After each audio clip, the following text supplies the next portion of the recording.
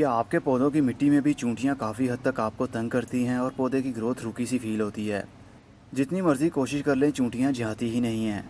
ये आंट्स भी कभी कभी हमारे लिए बहुत ही प्रॉब्लम क्रिएट करती हैं। आंट्स को यहाँ से भगाने के लिए कुछ मेथड मैं आपके साथ शेयर करने वाला हूँ। चूंटियाँ अक्सर गर्मी से बचने के लिए ठंडी जगह की तलाश में होती हैं। तो इतने गर्म मौसम में ठंडक वाली जगह सिर्फ मिट्टी के अंदर ही हो सकती है, जहाँ पर पानी भी मिलता रहे पौधों को। इसी मिट्टी के अंदर वो ब्रीड भी करती हैं और अंडे भी देती हैं, और उनमें से बच्चे भी निकलते हैं और कितनी सारी चूंटियाँ आपकी मिट्टी के अंदर ही पनपती रहती हैं।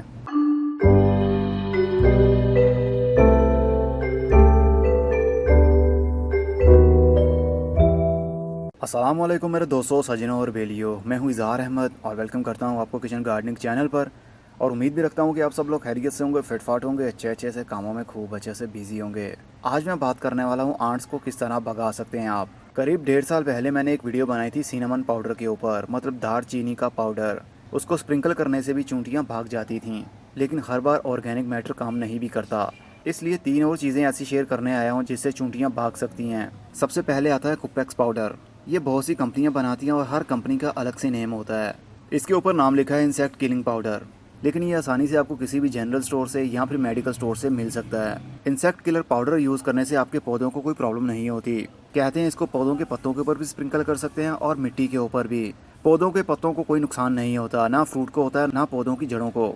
इसलिए आप बिला झिझक इसको यूज़ कर सकते हैं। जहाँ पर आपको लगता है कि बहुत सारी चूंटियाँ हैं वहाँ पर आप इसको स्प्रिंकल कर सकते हैं, तो चूंटियाँ फौरी वहाँ से भाग जाएंगी। अक्सर आपने देखा होगा नीचे ड्रेनेज होल के अंदर भी काफ़ी सारे अंडे दिए होते हैं इन्होंने। तो आप पोर्ट को थोड़ा सा उल्टा लीजिए और उस सुराख के अंदर भी कुपेक्स पाउडर छिड़क दीजिए।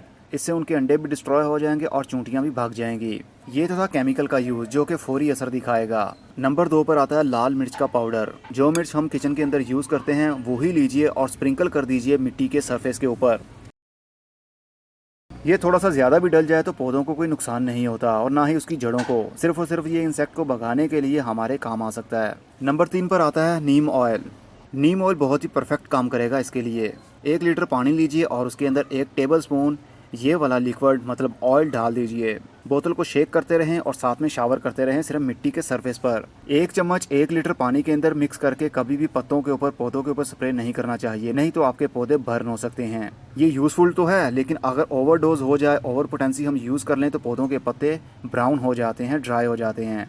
इसलिए 1 चम्मच 1 लीटर पानी के अंदर डालिए और सिर्फ मिट्टी के सरफेस पर ही फैला दीजिए। स्प्रे करने से वो चूंटियाँ भाग जाएंगी।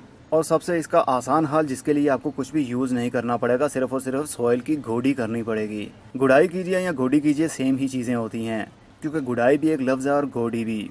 अपने पौधों को पानी कम दें ताकि ऊपर वाला सरफेस एरिया ज़्यादा देर तक मॉइस्ट ना रह सके। अगर हर वक्त गीला रहेगा तो चूंटियाँ ज़्यादा आएंगी। हल्की हल्की सी करीब 1 इंच की गुड़ाई आप हर 3 से 4 या 5 दिन के बाद रूटीन से कर सकते हैं।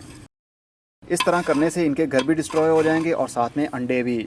मैं इनके लिए कोई भी कुपेक्स पाउडर या चिली पाउडर यूज़ नहीं करता, ना नीम ऑयल यूज़ करता हूँ। सिर्फ और सिर्फ मेरे पास एक ही हल है इनका, सिर्फ और सिर्फ गुड़ाई। गोडी करते रहने से एरेशन सिस्टम मिट्टी के अंदर बना रहता है, मिट्टी भी सॉफ्ट रहती है और जो एयर पॉकेट्स बनते रहते हैं जिनके अंदर इनके घर होते हैं वो भी डिस्ट्रॉय होते रहते हैं। इस तरह आपके पौधे को कोई प्रॉब्लम नहीं होती। तो मेरा सबसे पसंदीदा तरीका हुआ गोडी करना। इससे पौधों को भी फ़ायदा होगा और कोई भी इंसेक्ट अंडे नहीं देगा मिट्टी के अंदर। अगर आप भी कोई सजेस्ट करना चाहते हैं या आपका कोई तरीका हो जिससे चूंटियाँ भाग जाती हैं तो नीचे कमेंट बॉक्स में भी आप बता सकते हैं, ताकि सभी रीड करने वालों को उसका फ़ायदा हो सके। अब मैं चलता हूँ, खुदा हाफिज़, goodbye, see you and tata, और अपना बहुत सा ख्याल रखिएगा।